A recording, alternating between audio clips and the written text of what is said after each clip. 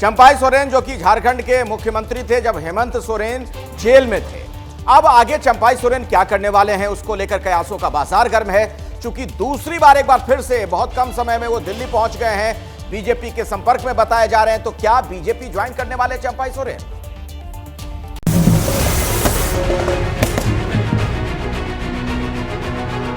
झारखंड के पूर्व सीएम चंपाई सोरेन हफ्ते भर में दूसरी बार दिल्ली पहुंचे हैं। राजधानी के ताज होटल में चंपाई ठहरे हैं और चर्चा है कि बीजेपी नेताओं से इस बार मुलाकात हो। हालांकि कैमरे पर चंपाई पत्ते नहीं खोल रहे हैं। बीजेपी ज्वाइन करने का प्लान है सर? चलो बाद में बताएंगे। चले नहीं बाद में बताएंगे। चले ये नहीं जी, काम में आए हैं, बाद में बताएंगे, है ना। चले।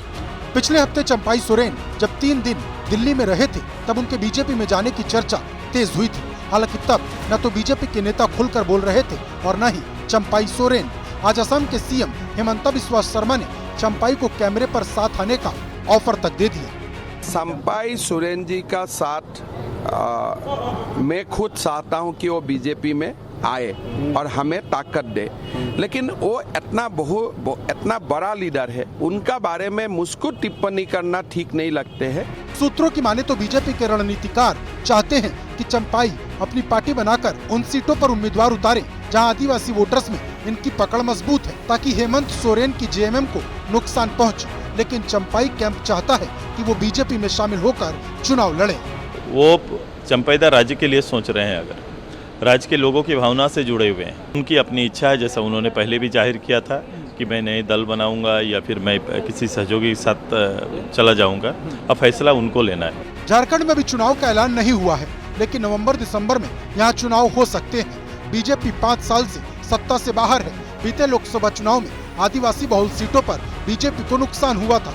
यही वजह है कि चंपाई के जरिए अब सत्ता में वापसी की रणनीति बनाई जा रही है। अब तो इतना तय है कि चंपाई सोरेन जेएमएम के साथ नहीं रहेंगे। पिछले दिनों चिट्ठी लिखकर उन्होंने अपनी बगावत का ऐलान कर दिया था। झारखंड लौटने के बाद उनकी मुख्यमंत्री हेमंत सोरेन से कोई मेल मुलाकात भी नहीं हुई। अब तो उन्हें यह तय करना है कि उनकी अगली राह भारतीय जनता पार्टी के साथ जाएगी या फिर वो अपनी नई पार्टी बनाते हैं।